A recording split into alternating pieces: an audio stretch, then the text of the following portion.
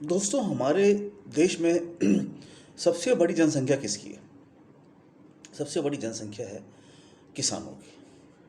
हमारे देश की 70% आबादी अभी भी किसानों की है। हमारे देश की जो ज़मीन है उस पे किसान ही खेती करता है। हम आज भी कृषि प्रधान ही देश है। हम किसी भी चीज़ में आगे नहीं बढ़े हैं सिवाय खेती के। अब ये लगाओ, फिर उसके बाद सेकंड आपके पास सबसे बड़ा कौन सा वर्ग है? आपके पास सबसे बड़ा उसके बाद वर्ग है बेरोजगार वर्ग, युवा वर्ग। जो वो 30 करोड़ लोग बैठे हुए हैं कि साहब मुझे रौब दो तो मैं आगे अपना काम आगे बढ़ूँ।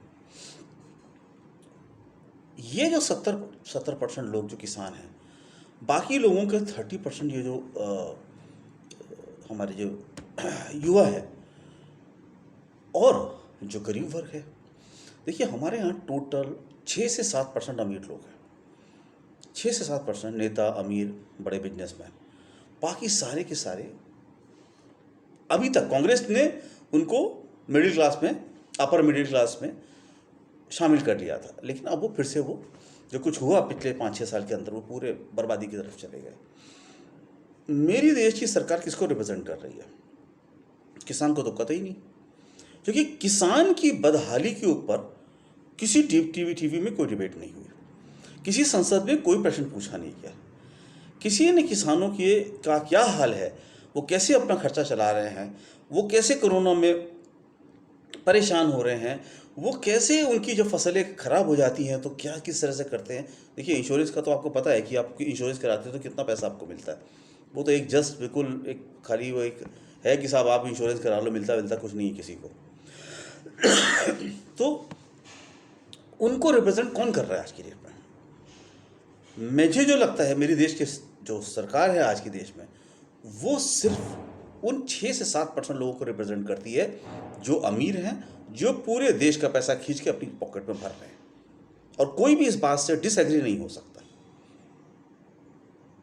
कोई भी टीवी, कंगना रनावत के ऊपर, सुशील उस किसी के ऊपर जो सुशांत के ऊपर जो है आपका झगड़ा वो हो रहा है, रिया के ऊपर डिस्कशंस हो रहे हैं। ये मेरे देश की प्राथमिकता है। मेरे देश की प्राथमिकता वो युवा वर्ग है जिसके पास रोजगार नहीं है। मेरे देश की प्राथमिकता मेरे देश की इकोनॉमी है जो -24% हो गई है। मेरे देश की प्राथमिकता वो किसान हैं जिनको हमें एजुकेट करके आगे बढ़ाना है ताकि पूरी दुनिया भर में उनके बनाए हुए प्रोडक्ट सप्लाई हो, वो अमीर हो और देश को सस्ते से सस्ता अच्छा सामान उपलब्ध कराए। उनको कौन रिप्रेजेंट कर रहा है? उनको कोई रिप्रेजेंट नहीं कर रहा है। बड़ा सीधा सा है, पूरी लूट का धंधा है। आप सब बिजनेसमैन क्या करते हैं? 25% पैसा लगाया अपना, 75% बैंक से लोन लिया, धीरे धीरे अपना 25% 2 नंबर में निकाल के बाहर कर दिया, बैंक के पैसे से खेला, बैंक के पैसे को लूटा, बंद करके चले गए, दूसरी कंपनी खोली, फिर यही काम किया। ओपन लूट, पूरी देश के पैसे की लूट चल रही है। आपको इनकम टैक्स वाले और छोटी छोटी चीज़ के लिए परेशान करेंगे और उन लोगों को पैसा उनका माफ़ कर दिया कि सब 1 लाख करोड़ 2 लाख करोड़ रुपये माफ़ ले जाओ। तो सबका क्यों नहीं माफ़ हो सकता है? अगर उन बिजनेसमैनों का पैसा माफ़ हो सकता है तो आपका भी माफ़ हो सकता है। यानी वो सरकार आपकी नहीं है, वो सरकार आपकी नहीं सुन रही है, वो सरकार आपको महत्व नहीं दे रही है। तो वो हमारी सरकार कैसे हुई? जब हमारे देश को वो पूछती नहीं है तो वो हमारे देश की सरकार है कैसे? और जब वो हमारे देश की सरकार नहीं है तो उनको सपोर्ट कौन कर रहा है? उनको कोई सपोर्ट नहीं कर रहा है। उनको झूठी मीडिया, झूठा सोशल मीडिया, झूठा के जो सोशल मीडिया के जो फेक अकाउंट है, झूठी जो खरीदी हुई मीडिया है और प्रचार, सिर्फ झूठ के भरोसे ये सरकार चल रही है। -23%, अगर जब जीडीपी 11 से 8, 8 से 5 हुई उस समय देश में हंगामा होकर तहलका मच जाना चाहिए। 0 हो गई तभी भी कुछ नहीं लोग पहले, आज -23% चले गई, फिर भी अगर लोग चुप हैं तो ये बहुत शर्म की बात है। और तुम्हारे भारतीय होने का तो एक बात ये समझ लो, तो फिर अगर तुम्हारा चरित्र ये है कि तुम पूरे देश के बर्बाद होने के बाद भी तुम चुपचाप घरों में बैठ के ऐश करना चाहते हो, तब तुम ना अपने देश के प्रति वफादार हो, ना अपने परिवार के प्रति वफादार हो, क्योंकि तुम्हारे बच्चों को भी जॉब नहीं मिलना है आगे, तुम अपने समाज के प्रति वफादार नहीं हो। और ऐसे लोगों को कोई गुलाम बना लेता है तो कोई गलत नहीं करता, क्यों बाकी देशों में कोई मुगल शासन नहीं कर पाए, तुम्हारे देशों में किया? क्यों ब्रिटिश ने तो चलो बाकी जगह भी किया, लेकिन वो अफ्रीका में जाके ऐसी छोटी छोटी जगहों में जाके राज्य किया, तो हिंदुस्तान जैसे इतनी बड़ी देश में इतनी बड़ी पॉपुलेशन में लोगों ने क्यों राज्य कर लिया? क्योंकि उनको पता था कि ये कुछ बोलने वाले नहीं है, ये तो वो जानवरों की तरह है, गले में पट्टा डाल दो तो आपके साथ पट्टा बांध के रहेंगे, छोड़ दोगे तो ऐसे ही घूमते रहेंगे, उनकी अपनी कोई औकात नहीं है। औकात अगर होती तो वो लोग अपने देश के, अपने बच्चों के भविष्य के बारे में जरूर सोचते, उन किसानों के बारे में जरूर सोचते जो उनको खाना देता है। आज गवर्नमेंट को आपके वोट से मतलब नहीं है, उसको अपने ईवीएम पे भरोसा है, तो वो उसको पता है मैं ईवीएम के सहारे जो जीत जाऊंगा, तो तुम्हें उसकी चिंता नहीं है। अगर उनको तुम्हारे वोट की चिंता होती तो तुमसे वो संबंध रखते हैं। लेकिन इसके साथ पैरेलल वो लोग भी जिम्मेदार है जो मुसलमानों से नफरत के नाम पे, पाकिस्तान के नफरत के नाम पे उनको सपोर्ट करते हैं। मैं उनको सपोर्ट इसलिए करते हैं क्योंकि खाली वो पाकिस्तान को गाली देते हैं, मुसलमानों को गाली देते हैं। कोई देखो, जो भारतीय जनता पार्टी के आधे लोगों के दामाद मुस्लिम ही हैं, तो अगर मुस्लिम खराब होते तो उनके लोगों को अपना दामाद क्यों बनाते? अगर मुस्लिम खराब होते तो कलाम साहब आपके देश को इतना मजबूत क्यों बनाते? वो कुछ नहीं है, वो आपको सिर्फ नफरत के बीच से आपका मन को भड़काया जाता है, आपको गुमराह किया जाता है, ताकि वोट बैंक को सेंट्रलाइज करके वो किया जाए। अब देखो, मैं कहता हूँ कि कोई भी, हर गवर्नमेंट आती है, पैसा कमाती है, इतना बड़ा देश है, लोग हर जितने नेता होते हैं सब पैसा कमाते हैं, सरकारी लोग पैसा कमाते हैं, पब्लिक कुछ नहीं बोलती है, क्योंकि भाई ठीक है, हमारी भी तरक्की हो रही है, हो सकता है हमारी 2% तरक्की हो रही हो और तुम्हारी 50% हो रही हो, तो भी लोग खुश थे कि चलो तुम 50% की तरक्की करते हो, नेता बनते हो, 5 साल में तुम्हारी 7 पुश्तों का पैसा कमा लेते हो। हम सिर्फ रोजगार पा जाते हैं, उससे हम मेहनत करके भी सिर्फ अपने परिवार का भेंट कर लेते हैं। लोग इतने संतुष्ट, इतने अच्छे लोग हैं हिंदुस्तान के कि वो उन्होंने इस पे भी भरोसा करके, और वो कुछ नहीं बोलते थे। लेकिन आज तुमने क्या किया, मैं जो तुम 2% पाके जो पेट भरते थे वो भी छीनूंगा, तुम्हारे पास जो है वो भी छीनूंगा, तुम्हारे शरीर में जो खून का कतरा है उसको भी छीनूंगा, तुम्हें जान से मारूंगा, तुम्हारे को खाऊंगा और मैं ऐश करूंगा। अब ये नौबत आ गई, और इसके बाद भी लोग चुप रहते हैं तो खतरनाक है। तो आपका देश खत्म समझो, अब भी नहीं बोले तो वो अच्छा करे, हमें बोलने की जरूरत नहीं। कांग्रेस के समय कांग्रेस चोर थी, लुटेरी थी इनके हिसाब से, ठीक है।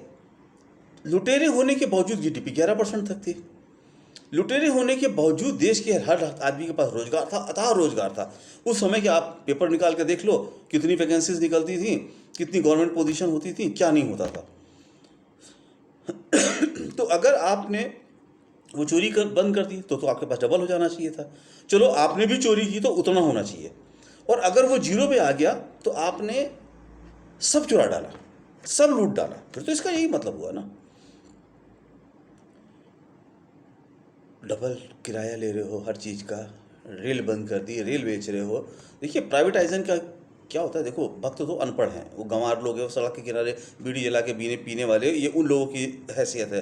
तो वो जो आपके पोस्ट डाल देते हैं उनका उसका कोई मतलब नहीं होता है, उनको तो पैसे दिए जाते हैं कि भाई तुम ऐसा लिखो, या उनकी फेक आईडी से आईटी सेल वाली करते हैं। लेकिन सच्चाई ये है कि साहब देश बहुत बुरी हालत में चला गया है, बहुत ही ज़्यादा बुरी हालत में, इतनी बुरी हालत में कि अब भी नहीं बोले तो तुम सब खत्म हो जाओगे, सब खत्म हो जाओगे। गरीब तो पूरे मारे जाएंगे, क्योंकि उनकी भी यही इच्छा है कि गरीब लोग मरे, कम लोग होंगे तो खर्चा कम होगा, तो बाकी लोग जो हैं वो अच्छे से अपना रह सकते हैं। तो गरीबों को तो ख़त्म करना है, तो 30-40 करोड़ तो गरीब उनको ही मारना है। उनके मारने की प्रैक्टिस ऑलरेडी स्टार्ट हो गई है, कभी नोटबंदी, कभी अभी काम बंदी हो गई है, कोरोना के नाम पे देशबंदी हो गई है, ट्रेन बंद कर दी है, तो कहाँ से आओ जाओगे, आ जा नहीं पाओगे तो तुम कमाओगे कैसे? अब गांव में जो यूपी बिहार के लोग आते हैं बॉम्बे में, तो अगर ट्रेन चल रही होगी तो आएंगे, तो रोजगार पा भी जाएंगे, थोड़ा बहुत सड़क के किनारे पानी पूरी लगा लेंगे। लेकिन अगर हम ट्रेन ही नहीं चलाएंगे तो वो कहाँ से आएंगे? वो एयर टिकट भी अफोर्ड नहीं कर सकते और पर्सनल कार जर्नी भी अफोर्ड नहीं कर सकते, तो वो क्या करेंगे? लेकिन एक बात कोई समझता नहीं है इस बात को, लूटने वाले तो बहुत सारे आए, क्या आज वो जिंदा है? नहीं जिंदा है। तो जो बहुत छोटे जैसे जानवर होते हैं ना, वो क्या करते हैं, उनको क्या मतलब, उनका मतलब होता है कि जब तक हम जिंदा हैं हम खाएं, उसके बाद मर जाएंगे तो खत्म।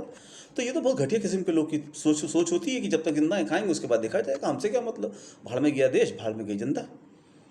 ये उन कैटेगरी के लोगों की है। लेकिन जो पढ़े लिखे हैं, जो इंसान हैं, उनको ये पता है कि हम इंसान इसलिए नहीं बनाए गए हैं कि जानवरों की तरह रहें। हमारा अपने देश, अपने समाज, इस धरती, इस भगवान के प्रति कुछ कर्तव्य है और वो हमको पूरा करना चाहिए। और वो कर्तव्य ये है कि हमें हर एक दूसरे का ख्याल रखना है किसी भी तरीके से। जो इंसान है, जो जीव है, वो अगर कष्ट में है और आप उससे कष्ट से दुखी नहीं होते हो, तो ये इस बात का परिचायक है कि साहब आप अच्छे इंसान नहीं हो। और ज़्यादा आप बुरे हो तो इंसान हो ही नहीं बिल्कुल। तो अब युवा आत्महत्या कर रहे हैं। क्यों आत्महत्या कर रहे हो? जान तो तुम दे ही रहे हो, तो जान देने से पहले दो चार ऐसे लोगों की जान ले लो जो अपराधी हैं, जो देश को लूट रहे हैं। किसी देश को लूटने वाले को मारना तो बुरा नहीं है, तो उनको मार के मरो, कम से कम दो चार मरेंगे तो ये सब बंद हो जाएगा। आज की डेट में सब इसलिए हो रहा है कि सबको पता है कि सब चुपचाप घर पे बैठे हैं, ये नपुंसक लोग हैं, ये कुछ नहीं कर सकते हैं, ये ऐसे ही बैठे रहेंगे, तो हम जितना चाहे लूटो, क्योंकि आप कुछ बोलोगे नहीं तो वो क्यों कुछ करेंगे?